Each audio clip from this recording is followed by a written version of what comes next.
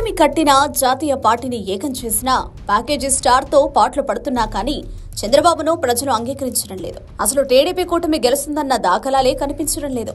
తాజాగా వెలువడుతున్న పలు సర్వేల్లో YCP graph చూసి అంతా షాక్ అవుతున్నారు. రాష్ట్రంలో ఇప్పుడు ఏ నోట విన్నా వైఎస్ఆర్సీపీ ప్రభంజనమే. 5 ఏళ్లు సుపరిపాలన అందించి మేమంతా సిద్ధం యాత్ర పేరుతో ప్రజల్లోకి వెళ్లిన జననేత సీఎం వైఎస్ జగన్ కు ప్రజలు నీరాజనాలు పలుకుతున్నారు. రాయలసీమలో బస్సు యాత్రతో పరిస్థితి పూర్తిగా మారిపోయింది. ఎక్కడికి వెళ్లినా ప్రజల నుంచి విశేష స్పందన వస్తోంది. రోడ్ షో ఆద్యంతం జనసంద్రాన్ని తలపిస్తూ సాగుతోంది. దారి పొడవునా మీ వెంట నడిచేందుకు మేం సిద్ధమంటూ నినదిస్తున్నారు. సీఎం వైఎస్ జగన్ కూడా ఎక్కడికక్కడ ప్రజలతో మమేకమవుతూ వారిని ఆప్యాయంగా పలకరిస్తూ ముందుకు సాగుతున్నారు. మరోవైపు టీడీపీ పరిస్థితి ఇందుకు భిన్నంగా ఉంది.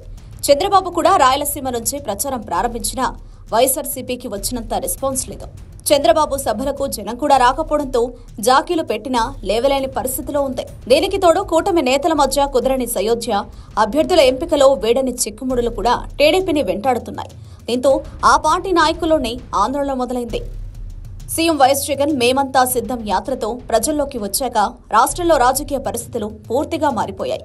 ఎన్నికలు సమీపించే కొలది వైసీపీ గ్రాఫ్ గణనీయంగా పెరుగుతోంది. ప్రజల్లో సీఎం వైఎస్ జగన్ కు ఉన్న ఆదరణ, పార్టీకి వస్తున్న స్పందన చూస్తుంటే ఎన్నికల నాటికి వార్ వన్ సైడ్ అయ్యేలా ఉంది.